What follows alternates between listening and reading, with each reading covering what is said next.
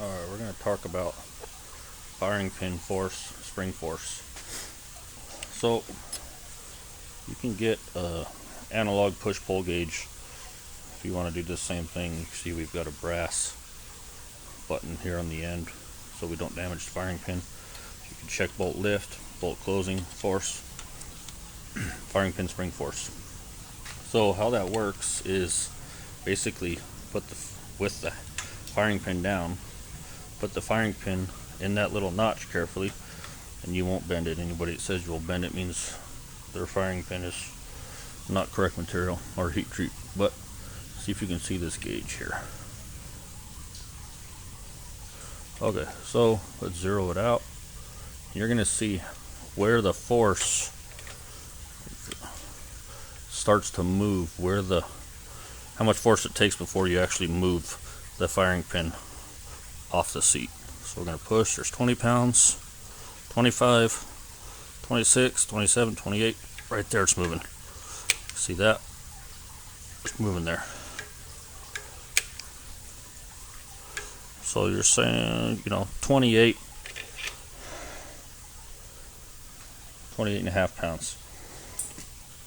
So when they talk about springs, 24 pound spring, 28 pound spring, that really doesn't mean anything unless you're checking it as an assembly, as you could have a different length bolt shroud, different length firing pin seat, all kinds of variations. You need to check it as an assembly. You would be very surprised at the forces that are actually in your firing pin assembly. Now let's talk about closing force. Closing force has nothing to do with accuracy. It only has to do with upsetting the gun in the bags. So we're going to check how much force it takes to close the Paragon handle on cocking. It's going to come out of frame a little bit, but it will record the max. Running out of travel here. But anyways, you can see there, 1.5 pounds, and you can see it's just one finger.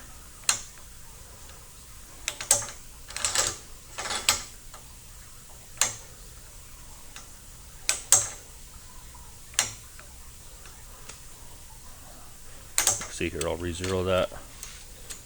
Pull down. Try that again. Pull slowly here. Zero that.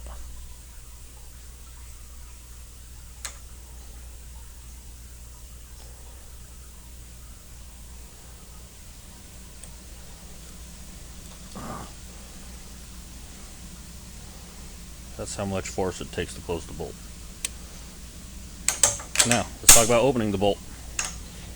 This has got a 28, 29 pounds on the seat, we call it, of force.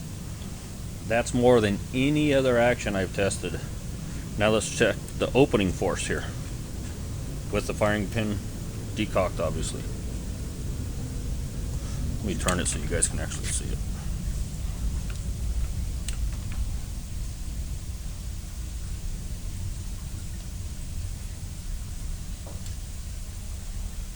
So that's all the way opened. So you can see the force here.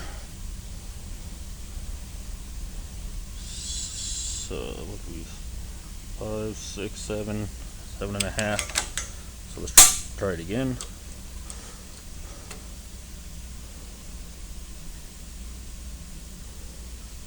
See there, it's pretty consistent. So that amount of force that you're lifting with to compress that spring is not a ton of force compared to if you got 22 pounds, and that has to do with the roller cocking piece. So as you can see here, I'll just kind of lift this with my pinky.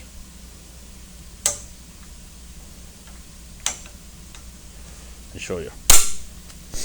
So that's a push-pull gauge that you can use to check your different forces on your action.